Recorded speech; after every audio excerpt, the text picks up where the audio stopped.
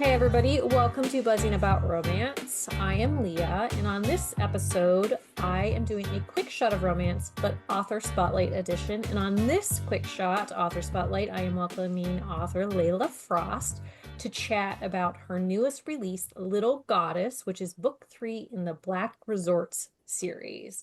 Welcome to the podcast. Hi, thank you so much for having me.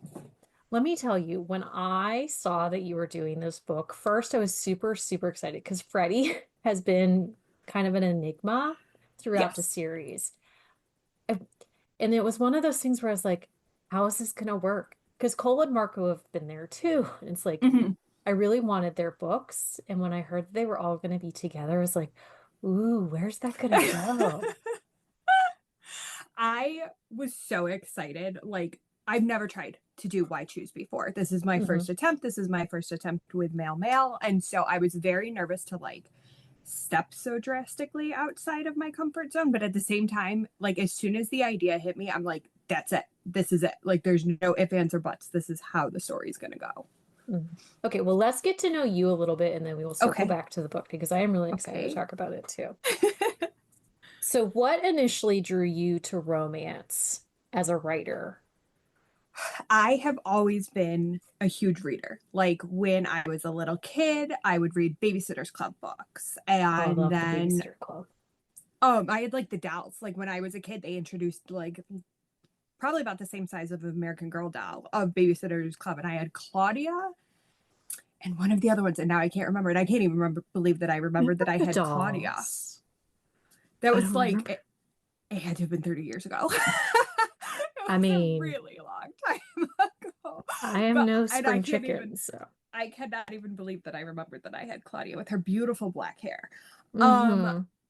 but I loved those books. And then I have a sister that's a decade older than me. And so she had Sweet Valley High books. And I was like, ooh, I've read all of my Babysitter's Club books. Like, let me go sneak into her room and steal a Sweet Valley High. And it had the those little cute hints of 16-year-old romance. And I Yeah, was probably, 11 or so. Like I shouldn't have been swiping those books, but I was like, yeah, this is the best thing ever. And then from then on, that was it.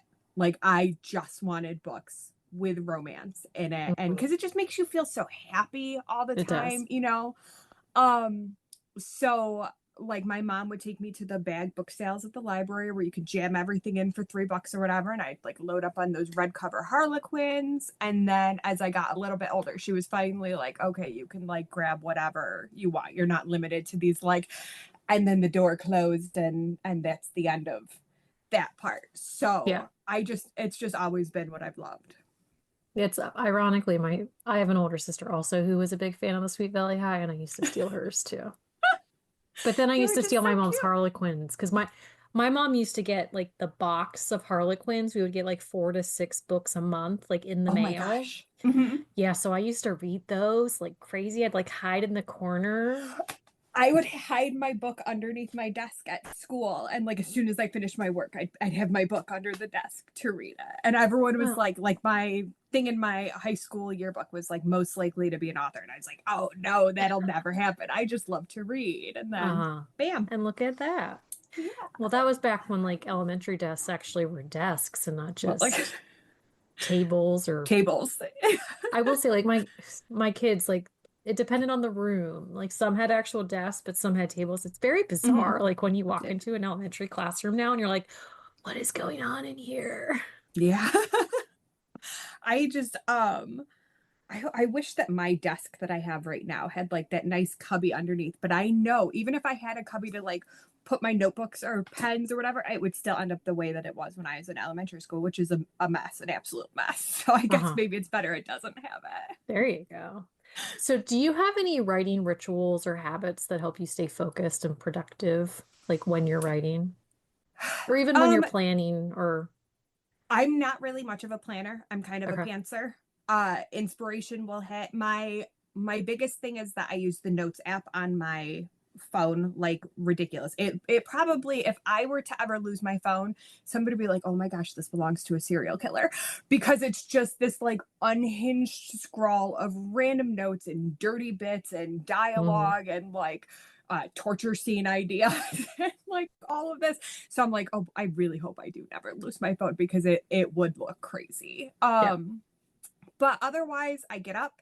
My office is on the second floor, so like I text my husband. I come, in my pajamas into the office, and he brings up my iced coffee, and I just try to stay focused as best as Hmm. possible. But I don't really have much of a routine or I like I said, I'm very much a pantser. Yeah. It it's sometimes crazy to me because I don't I'm not a big planner in really anything in life. And so it's always crazy to me when I talk to authors and like how strict and stringent they are in their planning. But it that's the way they have to write, which is great. I think it's Mhm. so exciting in that, and I say this to every author I interview, like how exciting it is to hear that no two authors like process is the same. Yeah.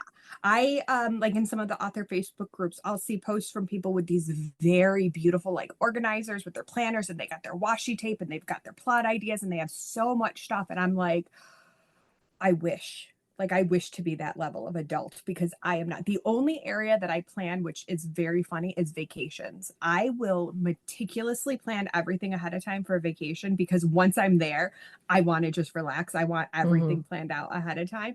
But otherwise, I'm just like, oh yeah, I'm supposed to be starting this new book. Sure, let me just dive right in. I think it's great though. Like that is the one thing. Like I love listening to like authors like in their process because Mhm. it it works. Like it never fails them, and I think that is one of the fascinating things. Yeah, it's funny to be like, because I'm like best friends with Bryn Asher. We Hmm. talk daily. I don't think we've really ever gone a day where we're not talking about stuff. And so sometimes we sprint together, Hmm. which we're bad influences on each other. We should probably not sprint together because then she's like, look at these pants that I got. And I cut off the bottoms of them, but you wouldn't have to because you're like half a foot taller than me. And I'm like, okay, but and then look at this like face cream that I got, and look at this, and look at that, and then we're like, oh yeah, we were supposed to be writing together. But she is a big planner. She's very organized with stuff. Like she has started kind of doing her titles before she's even starting the series and stuff. And she's like, do you want to do something like that? I was like, I would love to, but it's not gonna happen. Yeah. I was talking to an author once and I can't remember who it was, and she said she usually is a pantser, and she said this like a new series that she was starting, she like had all these ideas and she planned it out, like planned it, had like different books, plans for each book. She's like, I started writing and the plans went out the window. She's like, I wasted all of my time. That happens like they're characters in our heads. We should Right. have better control over them. We do not. Yep. They call the shots. They are running the show. I actually have a scene that was the way that I pictured it the entire time I was doing this book, and then I wrote it out and I'm like, you know what?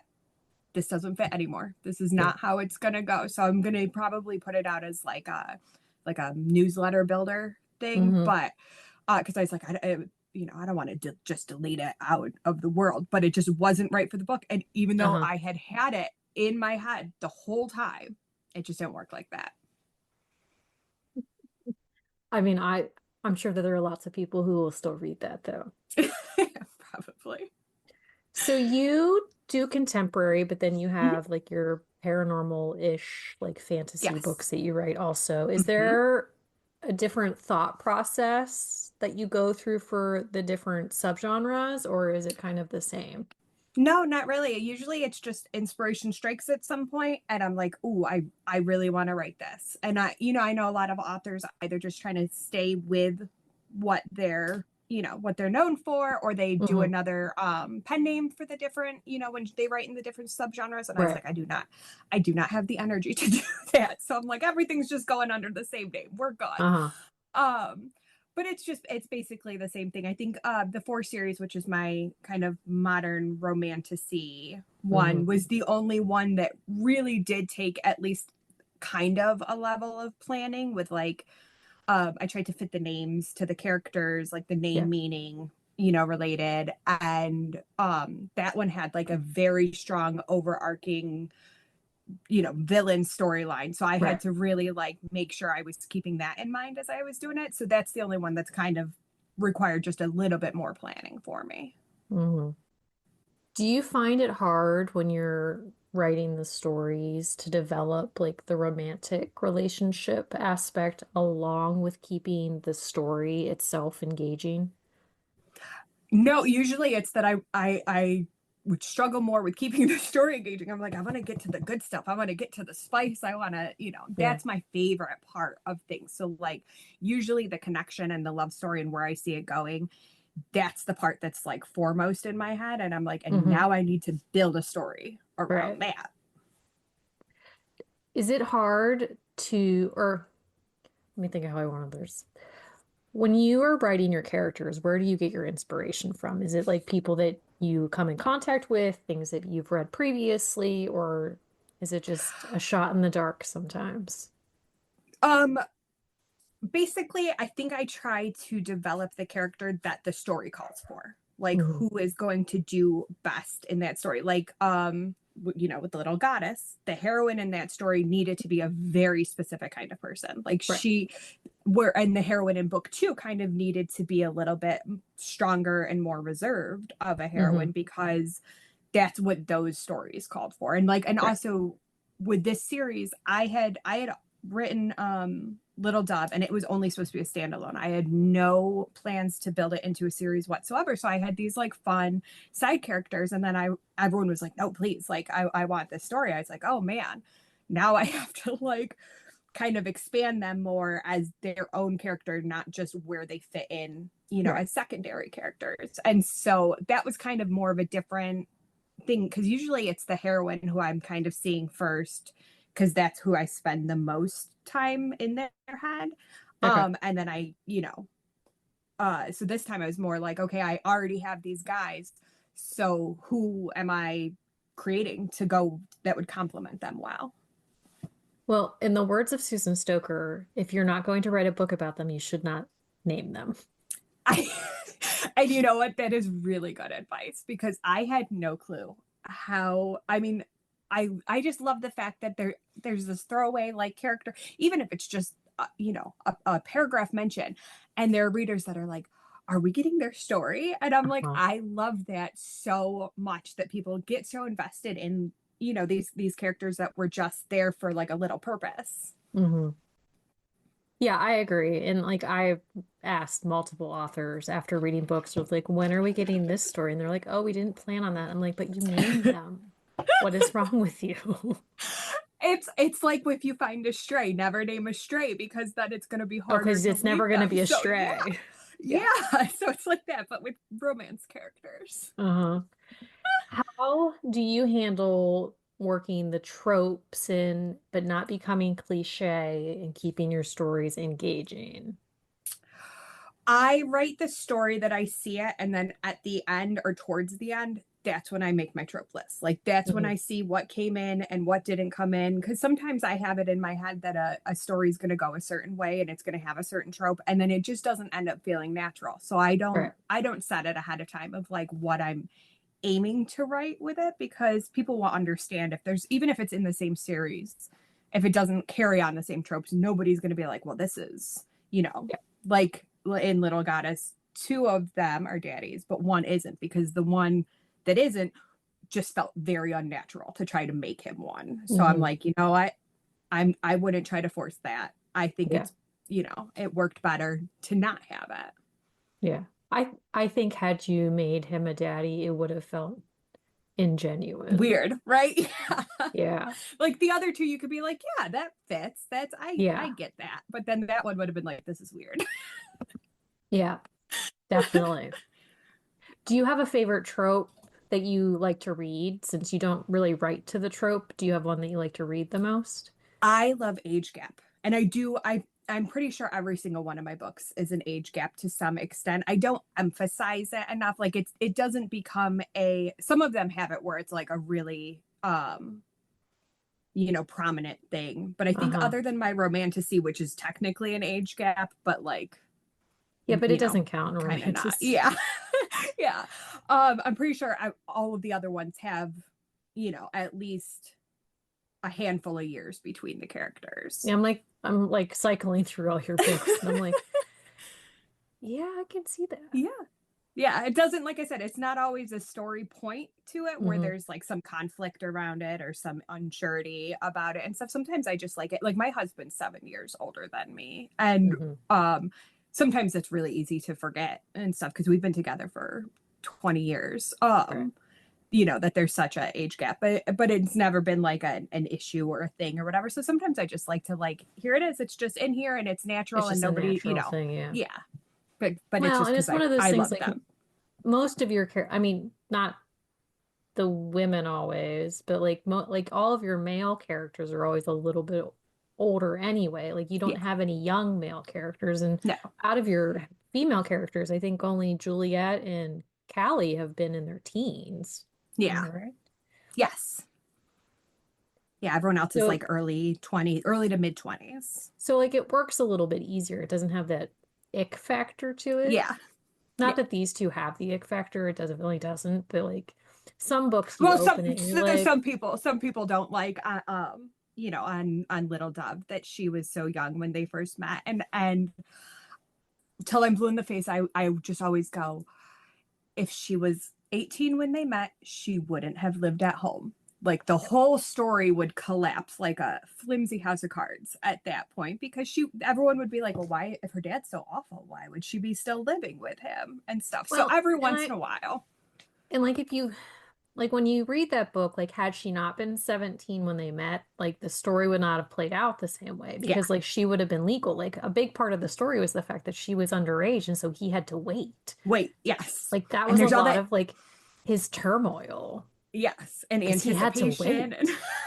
And I know. So that was like, you know, that's one of those ones where I was like, some people don't like it. Some people are really, really don't like it. And I'm like, it sucks that, that you don't like that part. But if it weren't for that, the whole story's different. The whole thing, Yeah. like I would be getting called out a lot where people would be like, why would, she could just leave. Why is she still living at home and Yeah. and whatever. So I'm like, I had to do what the story called for. I like that one a lot. I know. I've reread it multiple times. I've listened to it a couple times. I have like multiple versions of it. Like I'm one of those people who I don't typically buy like multiple versions of a book. Like if I own the Mhm. paperback, it just because I don't read my paperbacks, they just sit there. They're my pretty They're trophies. decorations. They are decorations, exactly. So you know. But yeah, that is one of those ones where like I have multiple versions of it. I have listened to it and read that it, and I that never audiobook like is a am great sad. audiobook. Yeah. It's done really well. Yeah. It's done really well. I'm excited to listen to Ash's book because Me it's not too. out on audio yet. No, it will be out the 18th, Yeah, it's coming right? soon. Yes. Yeah. Yeah, there was a slight Nice. delay with it. I was hoping it was going to be out before this release, but they had a little bit of a delay and I haven't even gotten my files yet, but I should have them. I think they said probably by the end of today. But I was like, "Oh boy, I am very excited." It's a different narrator than I've ever used, but he's, comes very highly recommended and people really love him. So I'm kind of excited. The heroine is Desiree Ketchum and I love her Oh, narration. I like her a Like lot. that was I was like, if you can get her, please get her because she's done Hmm. a handful of my other ones. Yeah. Yeah, I like listening to her. Yeah. She has a really like good range like of Yes. yeah. So let's talk Little Goddess. So the release date Okay. of this book is February 11th, 2025. So it is Yes. not out at time of recording, but by the time we drop the author spotlight, it will be. So you can get it in Kindle Unlimited. It is Why Choose. There is an age gap. There are some BDSM elements. If you like a daddy, you will like this book. Um, Grumpy Sunshine and definitely instant connection, Yes. which you have a tendency to do. Yes.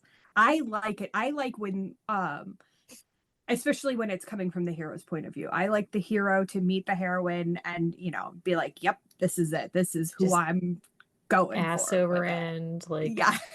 she is mine. And I mean, they're all a little bit over the top. Oh, very, very over the top. Yeah.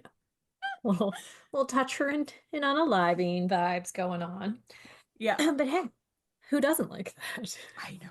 I know. It's touch her, look at her, breathe in her general direction, and Yeah. unalive. Like, so my oldest is in scouts, and so like when they talk about like knife safety, they have a what's called the blood circle. And so I always think of that as like you have to be in the blood circle or out of the blood circle because then they get grumpy about it, which Yes. makes Oh, it that's it perfect. sounds so much worse than it is. But yeah, I always get that like picture in my head where it's like you spin, and if you can cut them, you're too close. Yes, exactly. So little little goddess follows Mhm. a little bit different because it has that storyline that happened in Little Sunshine that like ties into this one. And you hadn't done that Yes. previously in your contemporary. No. Was that harder for you to do it in the contemporary than it is in your fantasy stuff? There was a lot of going back, like, into my book and double checking the storyline. And I keep like 50 billion. I told you I keep the notes in my thing. I'm trying to see if I have one, but it fell. I keep notes in my app, but I also keep like 50 physical notebooks Okay. because for some reason timelines are easier to write out there. So when Yeah. I was like, oh, I want to make sure, that this stuff is happening before this stuff had happened in Little Sunshine, so I went through and made notes of basically, skimmed through Little Sunshine and said, okay, this happened. And then 3 weeks later, this happened and stuff. So it was definitely a little bit more work, but it was like kind of clear enough in the story that it was just more like skimming through and noting versus having to like really rack my brain and find where the heck, did I mention a timeline? So this is the why choose. There are three Mhm. guys, one girl. They're so different, but Yes. so similar at the same times. Yes. But they blend really well. Was it hard to keep them straight when you were writing them?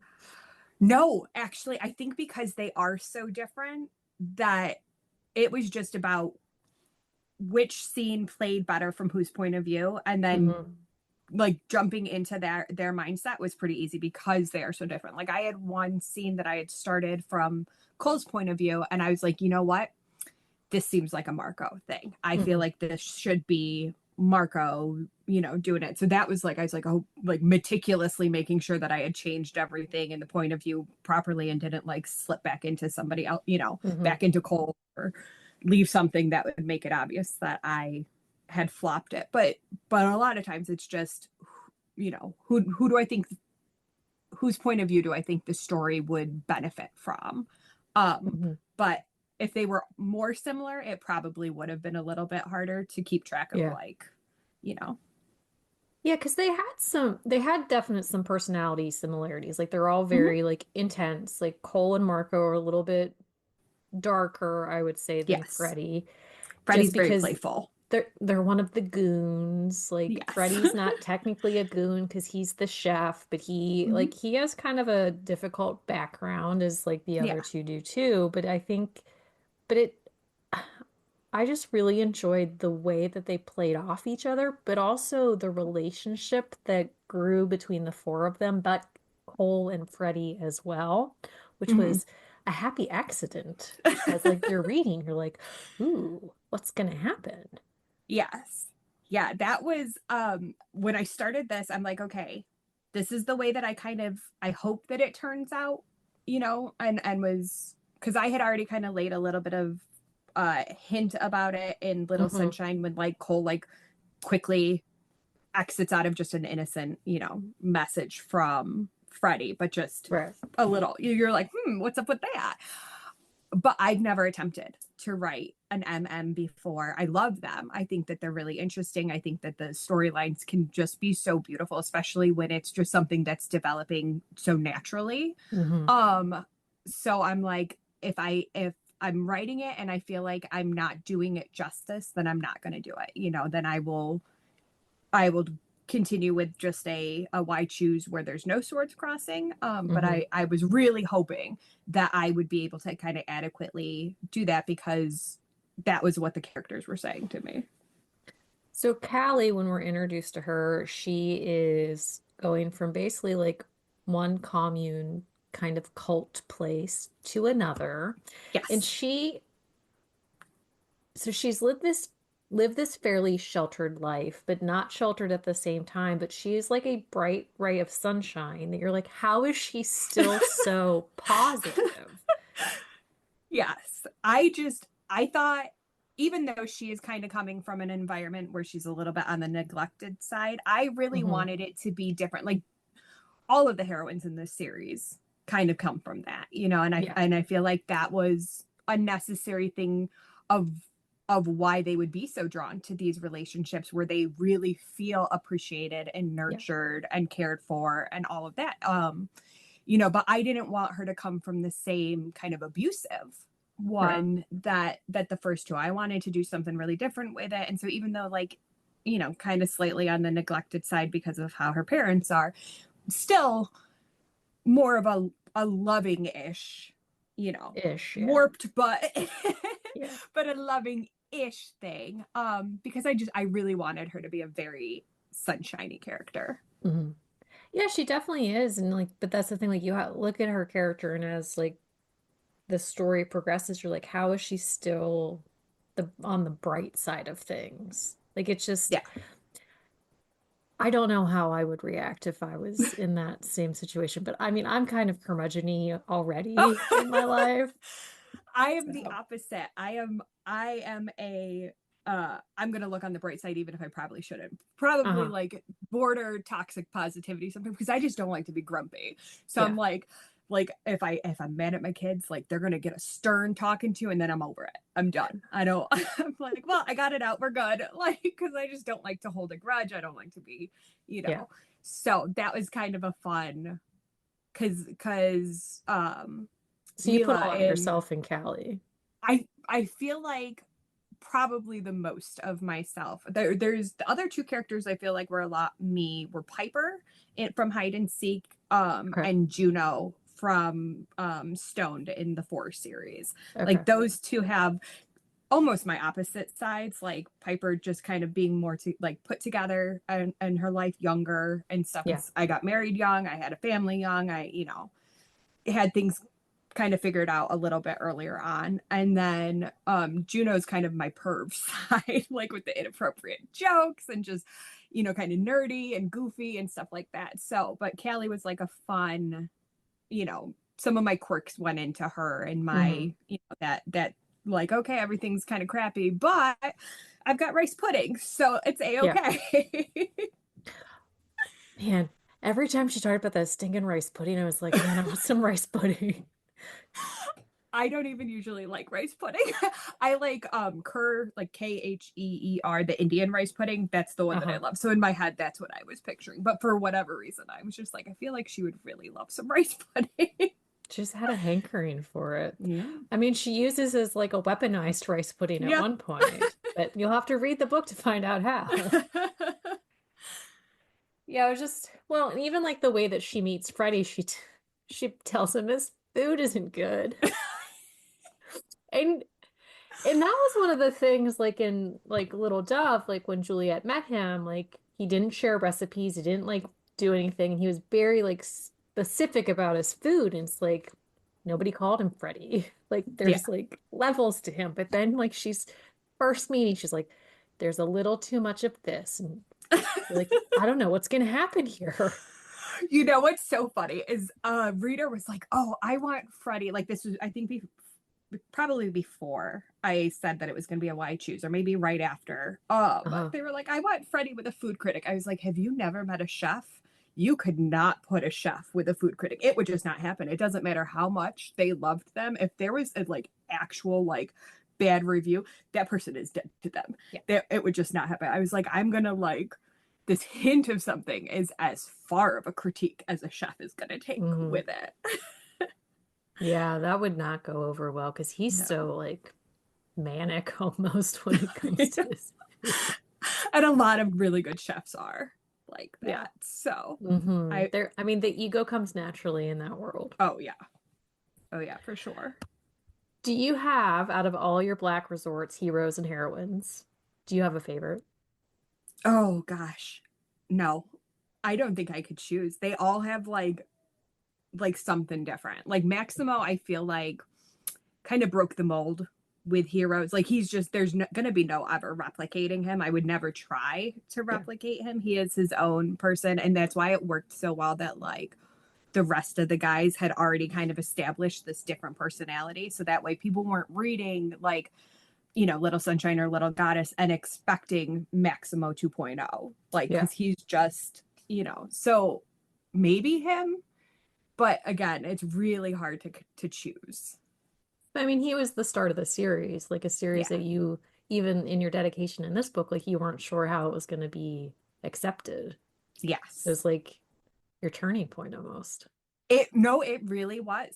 It really, really was. I feel like I've had two kind of monumental things that like have changed the course of my life and my writing and my everything. And the first one was Until Mayhem, doing that in that crossover world with Aurora Rose Reynolds. Uh-huh. That was just such a like it was a fun experience, it was a great experience, and I gained so many new readers Yeah. from that, like this whole huge untapped area where just because she was like, hey, you can throw some of my characters in here and write, you know, under my publishing thing, and I'm like, great. And that really, you know, was just such a good experience, and it really broadened my readership. And then Until May, or not Until May, I'm sorry, Little Dove was the next one where I'm like, this is either gonna make my career or it's gonna break it, and I guess we're finding out. Yeah. Yeah. Well, because I had read your other ones, and like when I read that you were writing that, I was like, it's a little twist from where she usually goes. But I love when authors challenge themselves. So like Charity Farrell, she does contemporary, but Mhm. she has this mafia series too. I don't know if you've ever read her, but there's something about the way she writes these mafia books that like her contemporary is fine, but her Mhm. mafia is really good. I think, you know, there's some pros to keeping on brand, you know, Yeah. and writing what your readers enjoy, but it's also really good creativity, you Yeah. know, to take a step out and go, you know, okay, here's a risk. I hope you'll go on this adventure with me. Well, because you're damaged and deathly like like collab with Bryn, like that was pretty dark too, Yes. overall. Yeah. Me, you know what? That's probably another heroine that I really saw myself into. That was a really fun experience to collab with her because it just went Hmm. really smoothly. Like I said, we're best friends, so it's like the easiest thing to just go, okay, here, add this in here, and okay, take this out of here, or Hmm. you know, whatever. But it was didn't feel like work. It was like just a, you know, because we wrote our own books, but just with some like input from each Hmm. other of how to, you know, how to do that crossover with it and stuff. But that one's Well, definitely dark. yeah, it's dark. It's a heavy book. Do you think that the two of you will do something like that again?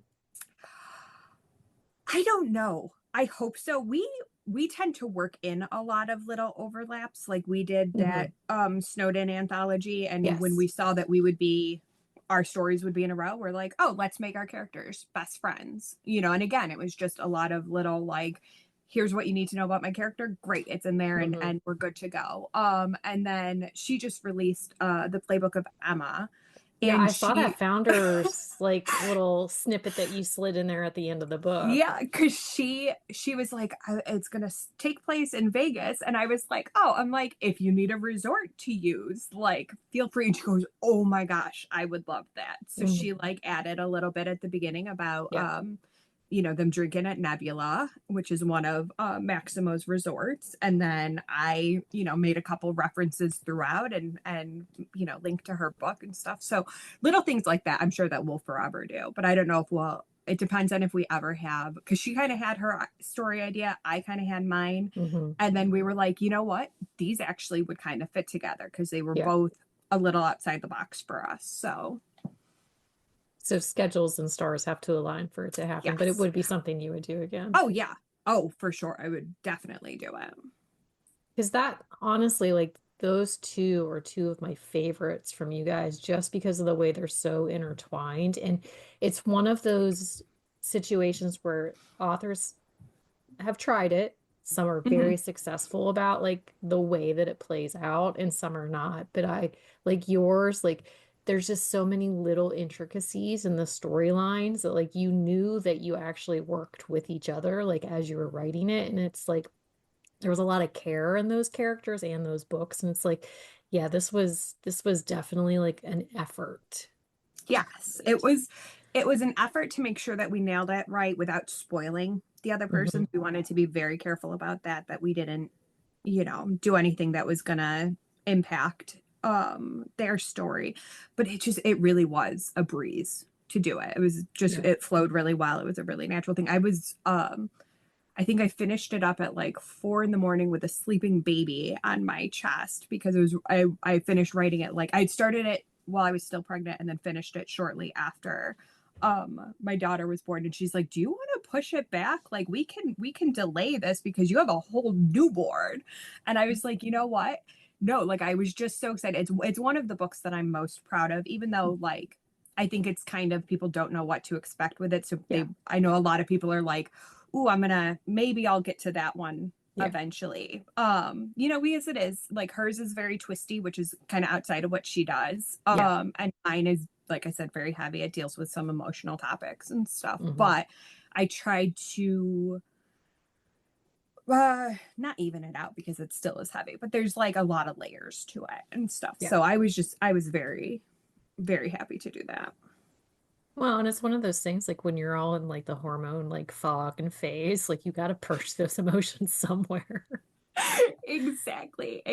I am always very open about the fact that like after, because I have 4 kids, like after them I'm like, okay, and now I start my anxiety meds because I get very bad postpartum anxiety. So like this, instead of just like, here we go, I've got my meds and I've got my little stupid walks for my little stupid mental health, Yeah. I also put a lot of that into that book, and it was probably the most like cathartic thing that I could have done at that time. Yeah. Well, I mean, it worked. Good, thank you. So what's next? Oh boy. Okay. I have a new series that Okay. I'm just at the very beginning stages planning. But I've kind of feel like I really like where things are going. Kind of would dipping into like the naughtier side of things, especially with Okay. this series. Like it made me feel a lot more confident about it. And it showed that, a lot of my readers who kind of joined for my fluffier stuff with the Hyde series Hmm. do like these little walks on the wild side and stuff. So I think I'm going to kind of lean into that a bit with a at least 3 book, possibly 4 book series that's going to be set in LA, which I'm very very excited about. um but before that I'm going to take a 2-week break. I'm It's a going good to do two plan. weeks of just reading and watching TV because I basically have spent like the last year kind of going from one book into another because I had a slight delay over the summer when I had hip surgery. And Hmm. then I was like, I really want to wrap that 4 series and get that done. And then this was already up for pre-order. So like I finished that and it went to the editor, and literally, the next day I opened up a doc and started this one. So Yeah. it's like I'm gonna take 2 weeks and just veg on the couch and then jump into something new. I mean, that's a good plan. Yeah. There are far worse ways to spend the time. Exactly. Well, thank you so much, Layla, for coming Thank on and you. chatting with me. I appreciate it so much. This was awesome. I'm really, really glad that you invited me. So check out Little Goddess and Little Dove and Little Sunshine and the whole like Court of Mayhem and the Hyde series and all of them. You can just read them all. And if you haven't read her yet, you need to read her. But yes, so February 11th, this new one comes out. It's book 3. It is a delight. You will not be disappointed. Thank you. Thank you so much for having me. Until next time, happy reading, everybody. Find us on Instagram at Buzzing About Romance or on Twitter at Buzzing Romance. If you like the podcast, please leave a review. If you'd like to support us directly, join the Bookcase and Coffee Patreon and receive exclusive content only available to Patreon members. Check out bookcaseandcoffee.com for our on-the-shelf show notes.